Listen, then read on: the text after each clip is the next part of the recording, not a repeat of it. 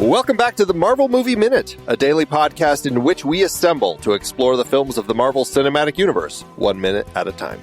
In this, our 6th season, we're looking at the Avengers. I'm Andy Nelson from the TruStory FM Entertainment Podcast Network. And I'm Pete Wright, and just hear me out. What if God did dress like that? God does dress like that! But is it like Thor or is it like Loki? Like That's Thor! Okay. He's all about red robes.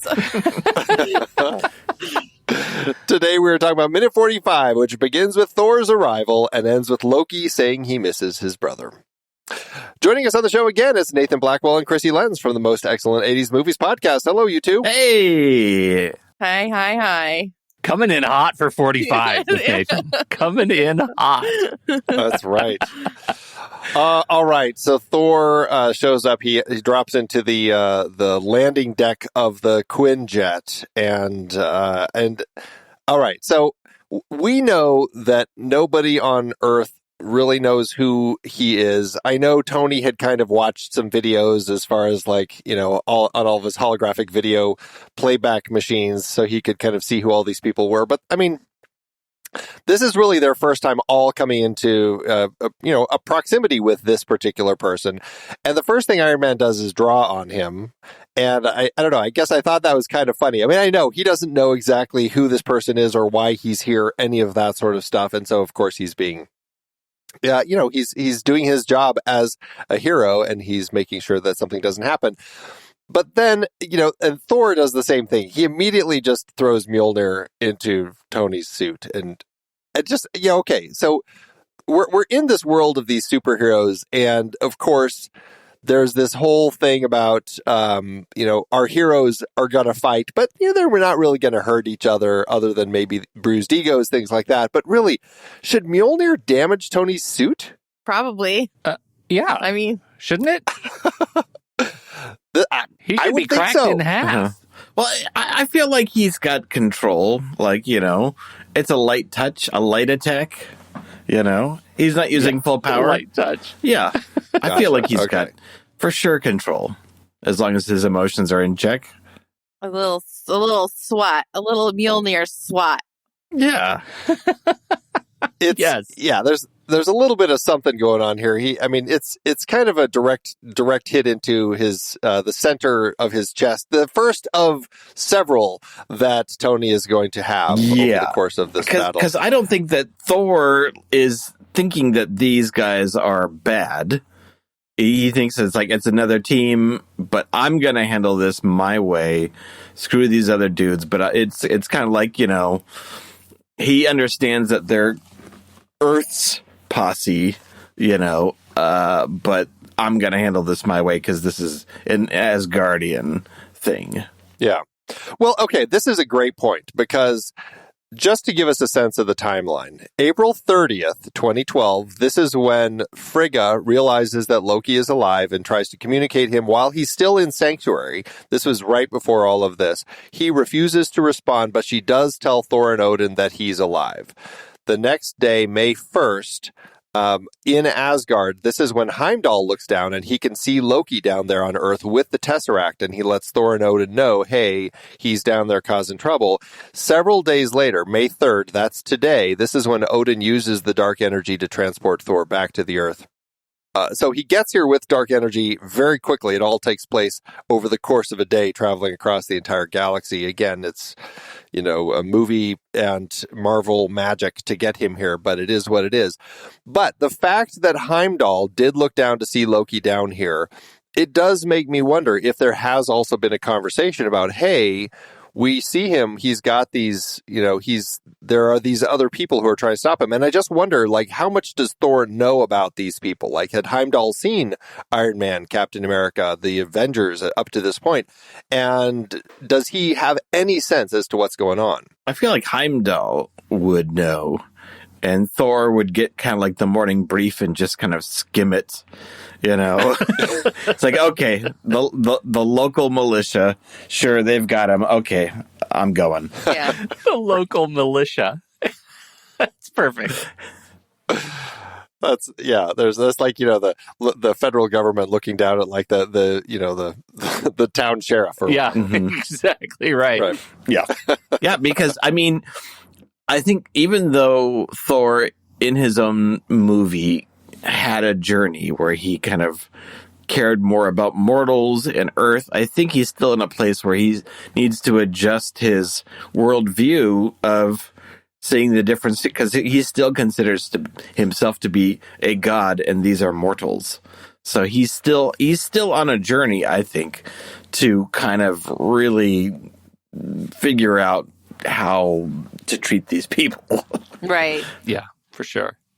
Well, and I guess that's a question that, we can kind of continue this conversation over the next several minutes, but does it make sense for him to grab Loki and zip out of there so that they can go have their conversation on a mountaintop, as opposed to just saying, hey, this is my brother, and kind of having this conversation here with all of them? Or do you see it specifically because of exactly what you just said, where it's like, well, he doesn't really see them as his equals, and so he wants to kind of separate them? There's also a part that it's kind of a family thing too. Mm-hmm. Yeah. Well, yeah. I think it's that specifically is that he doesn't want, and he says over and over, like, he's going to face Asgardian justice. This is my brother. And then eventually, drops in that he's adopted. But I think it is that it's a family matter, and he doesn't want to embarrass himself. Don't embarrass me in front of my friends, kind of thing. Exactly Don't right. embarrass me in front of the Earth militia, Loki. I feel like the way he comes into the story, he is slammed into the story. All of that indicates to me that he is, at this point in his overall arc, he feels separate and unequal from everybody else trying to deal Earth justice. And this is a demonstration of that. He is above Midgardian justice. Yeah, right. Like he is beyond it, and he's just going to take care of business. There's nothing they can do to him to stop him. So let's go ahead and take care of family business. This is a settling of old debts. Yep. Yeah. Everyone is still acting like they're the heroes of their own movies, being forced to make a cameo in someone else's story. Yeah. Except for Captain America, who's like a team player, To the end. Yeah. Captain, it's like, it's like, what should we do? Do we have a plan of attack? And Thor and Iron Man are still on like, maybe there is a way I could still make this an Iron Man movie. Yeah, totally. Yeah. All right. Well, there's going to be a lot to talk about with them, because Thor takes Loki and just zips out of the back of the Quinjet and disappears, allowing for the rest of our team to figure out what the heck is going on and what do we do now. This, Krissy, to your point about Natasha, as we were talking about her yesterday, this scene is one where I really struggle with her lines, because I don't know if she just feels incredibly written or just like almost like not Natasha. Like something about the way she's written in this scene, just, she just seems, or maybe even though how she's playing it, it just seems so much bigger than the way she normally seems, as far as a little more reserved. I mean, she's like another Asgardian. Like she just seems so shocked. I'm shocked. Yeah. An exposition machine. Yeah. And then the line, I'd sit this one out, Cap, as you were saying, she's kind of playing mom again. And it just, these guys come from legend. They're basically gods. Like all of it just seems so written. And I don't know. This is a moment where I struggle with her as a character, because I feel like, and this may tie into the writer director, as far as like the way that Tig is writing these characters in ways that I don't necessarily feel fit with who the characters are. And yeah, as you said, Nathan, it feels like, oh, now she's the exposition machine, the exposition mom machine. Yeah. Well, and as if she would, if she didn't have to flip the buttons that she obviously has to flip or they'll crash, Right. as if she would sit that out, as if Black Widow would sit it out while she's telling Cap to sit it out, like if she wasn't flipping those buttons, she'd jump out there too, Yeah, that's a great point. Like by the end of the film, is she going to say, "Oh, you know what? This looks like a whole bunch of gods fighting with a whole bunch of aliens. I'm going to sit this one out too." Yeah. It's like she never does that. It makes no sense. She would never sit it out. No. So yeah, it's kind of a bummer. And also he calls her ma'am, right? There's only one god, ma'am. And it's like, That's a little much. No, Yeah. no, thank you, Cap, ma'am. Ew. Especially, I mean, maybe I would get it if it was somebody that he hadn't met before and he was just trying to be polite. But in a situation where this is a person that he's been kind of, again, it's all over the course of a day that they've met. So it hasn't been a very long time. But still, like, they've had plenty of conversations. They've spent several hours flying at Mach speeds across the ocean to get to Stuttgart. I mean, I feel like they have had enough time together. Like, I feel like there's a certain point in a relationship where you just stop calling them sir or ma'am. Right. You know, I don't know. It's a 30s thing. I don't like it.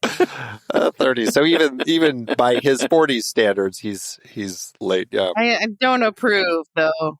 Yeah, it's frustrating. But okay, but this is where we start getting this conversation. And we will have had plenty of conversation about this particular conversation with our last guest, Father David Mowry, as far as this conversation about God. There's only one God, ma'am, and I'm pretty sure he doesn't dress like that. How does this play for the two of you as far as this whole thought of God and gods and all of this in this particular universe? That line has always bugged me, even from when I first saw this way back in the day. It's always bugged me. I get that Cap is supposed to be old fashioned and, perhaps would truly have like that one God belief, but it's such a joke line. There's only one God, ma'am, and he doesn't dress like that. Well, okay. As we said at the top, God does dress like that. He does wear flowing robes on top of robes on top of robes. He's all about capes. Yeah, just give Thor like 2 tablets and Yeah. Yeah, he has long flowing hair and like a beautiful, gorgeous beard. Like, the god he's talking about is the Thor adjacent looking god. So like, what god is Cap talking about that dresses in Oxfords and has like suede elbow patches on a Mr. Rogers sweater? Like, it's Wow, that's very specific. It's always bugged me, that he would have that belief for one, but then that he would make such an incorrect point for another. I feel like there's a 1920s and 30s stereotype of God. And I think to your point, like even as I scroll through some of the classic images of the Christian God, like the first one I found was a guy wearing white robes, but a nice big long red robe around him. Like he really is. But I wonder if he's talking specifically about God, like wielding a hammer and the gold like relief on his chest. Like he doesn't wear armor. Is that possible? Maybe he doesn't want to think as God as like super sexy. You know? Get that out of my head. You want a schlumpy dumpy God? That's what you want? There's only one God, and I'm pretty sure he doesn't have that workout regimen. Yeah. Right. Well, I guess I'm thrilled that we got so much of this conversation about the apparel that God wears. But I guess I really want to talk about this idea of the one God versus the many gods, because I think that's, for me, that is actually more the interesting point in this conversation than what he's actually wearing. And this idea of, and this, I don't know. It's interesting that at this point in the franchise, we've been introduced to Thor, and they kind of set this idea up that they're not really gods. They're just kind of these super powerful, long-living aliens that can do a lot more. And so the naive early dwellers on Earth kind of saw them as god creatures, and they were kind of these beings that we saw, oh, this is a god, and we must worship them. And so that was kind of the setup for that. And then, Captain America is coming from the 40s, and it feels kind of like that pure kind of historical version of America, the Christian nation, blah, blah, blah. And we get this sense of who he is and his beliefs from this line. And then you kind of continue exploring the franchise, and eventually we'll get to Thor, Love and Thunder, and all of a sudden we're in like this palace full of all these different god creatures. We've got a god butcher running around killing all these alien creatures that kind of act as gods to all these different worlds. And I think it's just an interesting perspective on religion and beliefs. And I don't know. I guess I'm curious where they land, and do all of these gods, I don't know. I don't know what the Marvel Cinematic Universe is setting up. Is there God, a big capital G, and he is the god over all of these other quote gods who are all kind of just actually powerful aliens? I don't know that it's that big of a setup, Andy. To me, it feels like this is another toss-off line to further push Cap back in time. That he has this view of God that is firmly set in his original time. And this is a way for Tig Notaro to say, look, Cap isn't progressive. And maybe he's not progressive yet, but he's certainly not progressive for today's MCU and for this movie. Yeah, they're trying to keep him to set him aside and to show what's different. It's like, is this a joke they would have made in the 1940s, like Captain America serial? Yeah, I could totally see that. Oh, 100%. And it not even being an issue for them. And then my second thought was, do I want to know what Captain America thinks about religion? No, not really. Yeah. Well, except that's always rubbed me the wrong way, though, because it seems like such a derogatory statement, and like, isn't the whole point of Steve Rogers is that he's so pure of heart that he would be an open-minded, not religious sort of zealot? Not that he wouldn't be I'm not saying he wouldn't be religious. Okay, it's not coming out the right way. Wouldn't he be open-minded in his like whole pure of heart thing, to be like, oh, okay, well, maybe these gods are really maybe there is more than one God or something. I don't know. It seems so close-minded to me that it didn't track with him being this like beautiful, pure soul. Well, and maybe that's part of my issue with it, because it does come across as this monotheistic viewpoint out of a character. Again, it feels something that would fit in the 40s, but to use it as a character beat in this particular moment also feels like they're, to a certain extent, almost doing it in a way where it kind of, I don't know. I mean, talking about religion is always a tricky thing, but I wonder if it ends up feeling offensive to any modern day Christians, the fact that, it's an old way of thinking as far as this goes. Like, it's almost like the filmmakers are saying, thinking about, your one God is an old school way of thinking. Exactly my point. Yeah. It reminds me of a Justice League cartoon where they time traveled into the past, and and I think it was the old Flash giving the new Green Lantern, who's black, a compliment, and pats him on the back and says, "You're a credit to your race." Yeah. That's so gross. Yeah, and he meant it, and Green Lantern goes like, "Thank you." Well, yeah, and we don't need to dwell on this too much, because I know, Pete, we will have had a conversation with Father Mowry about this particular point as well. So we can, it certainly is just something that I think it does stand out as something that is worth talking about, because it is an interesting line to kind of insert into this conversation here, and then hence into this entire franchise, as far as like, really, like, now what are we really trying to say here, Kevin? Suddenly it's like, I'm not exactly sure where we're jumping with this, but well, speaking of jumping, the Iron Man follows Thor out pretty immediately with yet another quippy line, because he's always one to throw his lines out there. And of course, Captain America follows with a parachute. Again, we're still being safe with Captain America as far as getting out of planes. And now they're both off and out the door. And I don't know. We're heading off down to the woods. Any last thoughts on the Quinjet, the conversation up here, or should we jump into Thor and Loki? Oh, Thor and Loki. Yeah. Do it. All right.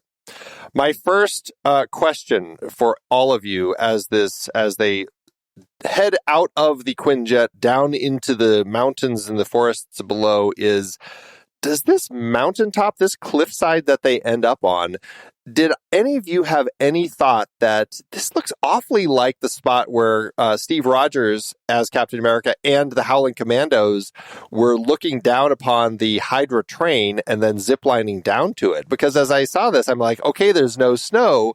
It kind of seems like this is, were they intending to kind of make it seem this way, or were they just picking a cliff top? But any thoughts?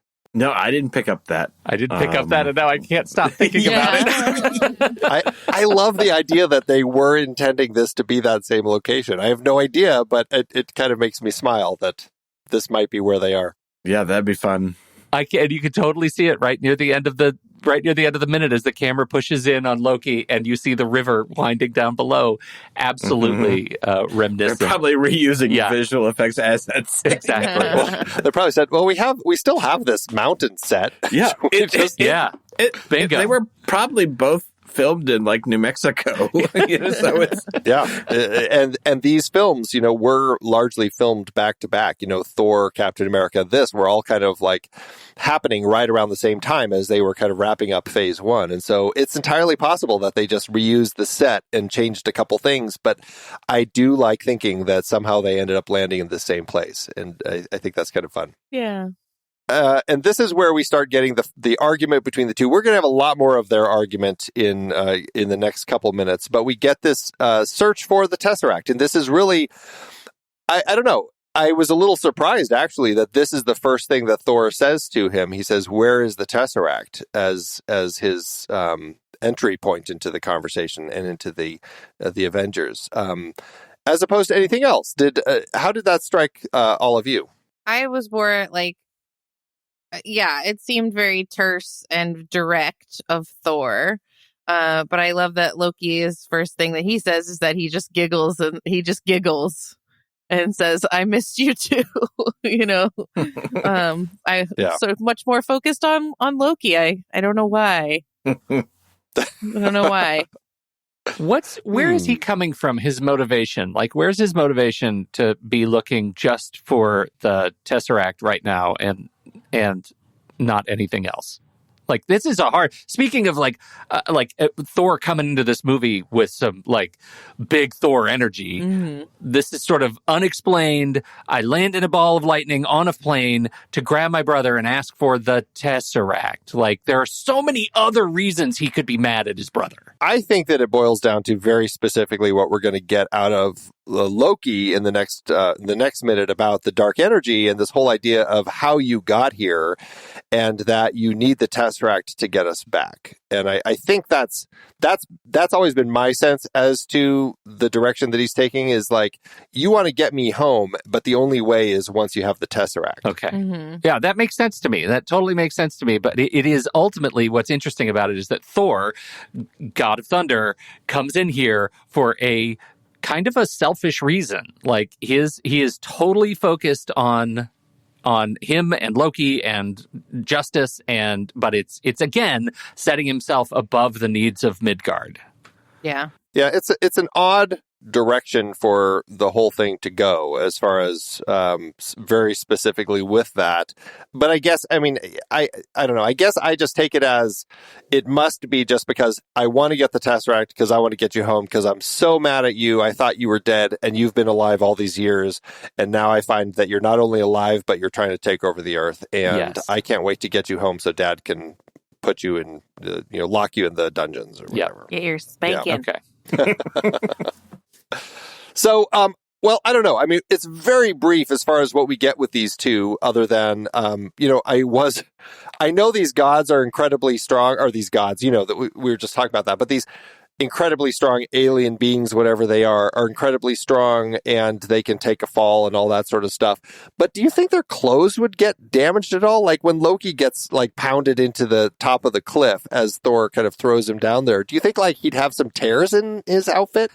Well, aren't his Asgardian fabric is isn't it part of an illusion? Like he changes into his like King Loki outfit and then changes back to his like meek, with the horns and stuff. Like, isn't that an illusion he creates? It's like Loki's new clothes, right? Yeah. It's like he's not actually wearing any clothes, and thank God he's still conscious and can manifest the illusory clothes that never rip, because as soon as he goes unconscious, he's just nude. Yep. That's the thing. Yeah. It's like Thor is telling the other heroes, don't knock him out. Yeah. Don't knock him out unless you want to see everything. You're right. Please, you don't want that. I've lived with this guy all my life. Yeah. No, it's weird. You don't want to see it. It's weird. You know he's a baby frost giant under there. Yeah, right. Naked frost giant. Yeah. No, it's really weird. I can't stop seeing it. Sorry. It's like the Hulk. That's right, yeah. All right. Well, I guess that's, I don't know. Let's save everything else for the next minute, because we're going to jump into a lot more of their conversation and more of the relationship between these two brothers. Yeah. So, all right. Well, Nathan, Krissy, tell everybody again about where they can track you down. So the most excellent 80s movie podcast, which you can find on wonderful podcast, wherever podcasts are served. We do a kind of comedy podcast about revisiting the 80s movies from our childhood and see if they hold up to our modern adult eyes. And, some of them do and some of them don't. But yes, you can find that also on TruStory.fm. If you're looking around TruStory.fm, you can find us there. So check that out, everybody. We'll have links for that in the show notes, along with all the other links for Nathan and Krissy, so you can check out everything they're up to. And that's it for today's Minute. We'll be back next week with Minute 46. Nathan and Krissy will be back with us. So, Pete, thanks as always. Tomorrow, baby frost giant throws a tantrum. Until next time, true believers.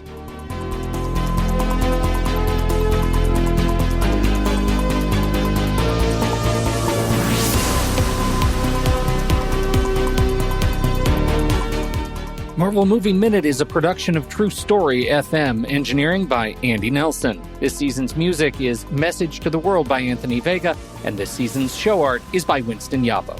Find the show at TruStory.fm. If your podcast app allows ratings and reviews, please consider doing that for our show.